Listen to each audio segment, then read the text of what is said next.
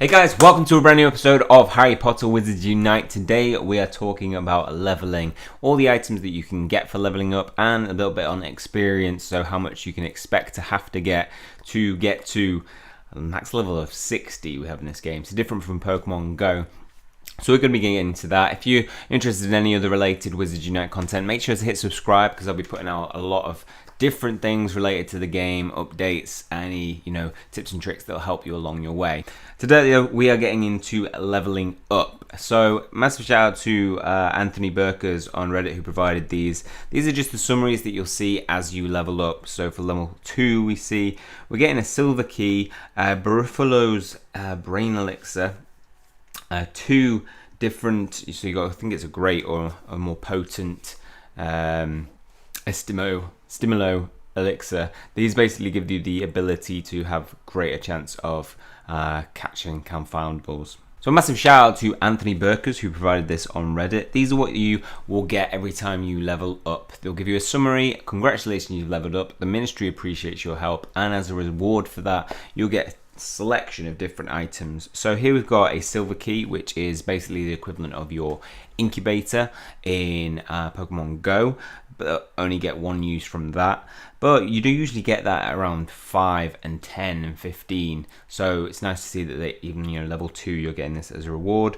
We've got Baruffalo's brain elixir. This will give you double XP for traces, and we also have I believe a potent and strong Stimulo potion. These will give you the ability to cast greater casts spells against some of the things that you're encountering. And finally we've got a little bit of health potion here and 10 coins. So it's nice to see that we're going to be getting currency that we're going to be able to spend on the things that we want in the shop. Level 3 is missing, but level 4 we have very similar, exactly the same rewards. Going into level 5 it gets a little bit different as we'd expect, where we get 15 instead of 10 coins, so only slightly different. Everything else is the same. Level 6, we actually get 2 dark detectors. So these are the equivalent of your lures. These work differently in Wizards Unite, and you are able to put one on, and other team members are able to attach their dark detectors to increase the encounters that you get. Got a silver key, 10, back to 10 coins. 7 is exactly the same, so it seems to kind of follow that suit. Now if we go to Wizards Unite World, we can see that list continues, and it looks like they're deciding to give us regular rewards. In Pokemon Go it would be that every 5th time you'd get a level up, you'd usually get the incubator, double XP, lures, but in this we're seeing that you're getting consistent rewards that stay the same throughout all the levels, which I personally feel is a lot better. So in those early days it looks like it's rarely so than the other ones before level 10 do you get a dark detector. Only at level 5 to 6 you will get that, but when you go up to levels 10 to 20 you're going to see the same kind of rewards that you're getting at 1 to 10, but you're going to be getting dark detectors along the way. Personally, I feel like this is a better approach because when you're grinding, there's nothing more, dissatisfying than when you play in Pokemon Go and you go from level 38 to 39 and you get just terrible rewards for it. Whereas, each time we level up, we can see that there is something that we want from that. I'm going to be wanting those Baruffalo's brain elixir to, get more XP to the next level. I'm going to want those silver keys to be able to walk my portmanteaus that I find, and dark detectors are going to help me find some potentially new rare encounters.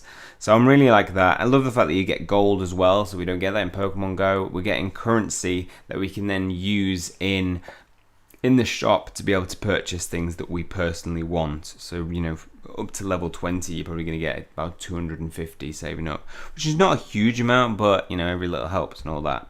So as we go up the levels, obviously the XP increases, and it does there's actually a graph that they've provided on Wizards Unite World, which is really nice, which gives us an idea of a perception of just how much it grows. Early on we're going to see, very much like Pokemon Go, those 1 to level 20, you're going to be able to grind through that pretty quickly. As you get towards level 60, it's gonna take a lot of work. 1.5 million experience for it to get to that. And I really want to see something good for level 60 being the reward, something like a golden key, which is your equivalent of your unlimited incubator in Wizards Unite. But we're gonna have to wait to see. People on Reddit and other places have only got so far, so we have got limited information. This will continue to grow, and as soon as that information is out, I will be informing you of that for sure. But it looks like a nice steady system. In the early days, it's going to be really exciting to get those rewards.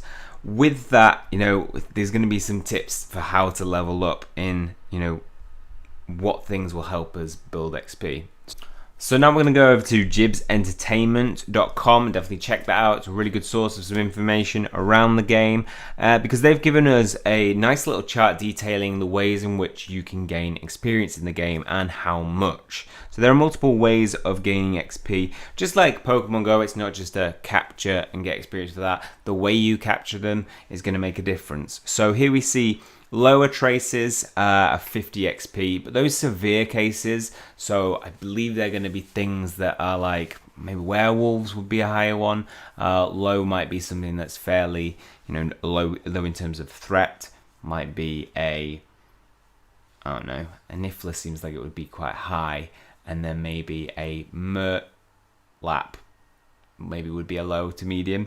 I know it's based on that type of, it's based on the threat of how much threat it has on breaking the statutes of secrecy.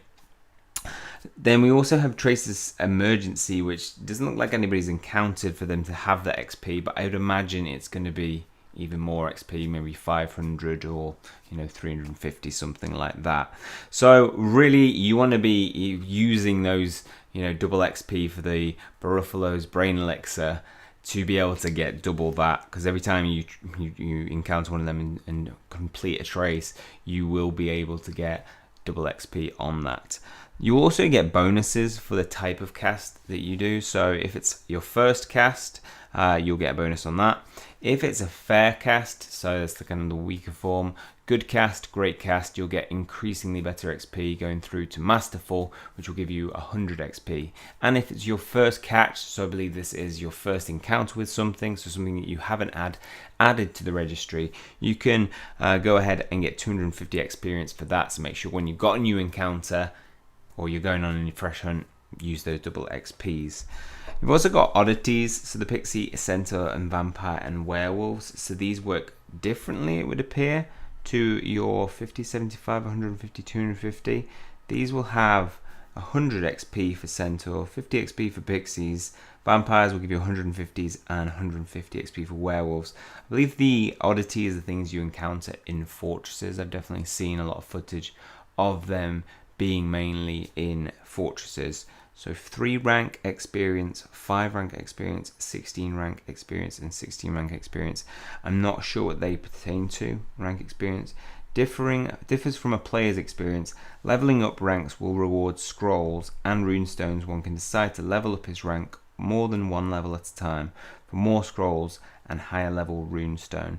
The maximum level in the game, which has been reported to be level 60, would allow for a longer progression than Pokemon Go. So it looks like, if I'm making sense of that, the higher, you need to be able to take down higher ranks in the fortresses to be able to encounter these oddities and get the experience from them.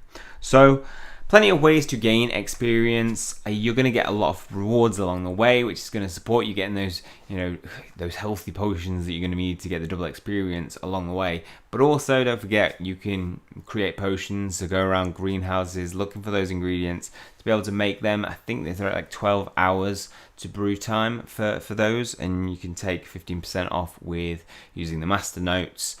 From that, you will be able to get free potions that will give you double XP. So no buying lucky eggs like in Pokemon Go. Yes, you have the option to. You can obviously go into your shop and purchase them. They are fairly expensive in terms of 15 Barufio's Brain Elixirs, 15,000 coins, or 1,500 coins almost, so 1,350, and that's going to set you back almost 15 quid, £20. So I'd say, you know, if you're going to be the free-to-play player, it's not going to be something that's going to completely, you know, not having coins to spend is not going to rule you out. And if you see the 10 coins that you get every time you level up, it's not that much in comparison. It's not going to allow you to buy too much. So it's basically, you know, 10 levels will give you enough to buy Baruffio's Blade Elixir only once. So you're not getting a lot of coins, but it's free, so I'm not complaining at all. And you can spend that on whatever you want. You don't have to spend it on the Brain Elixir. If you're just kind of going for captures, you might go for something else like a Dark Detector. And in addition to that, we can use those coins to purchase the Baruffio's Brain Elixir.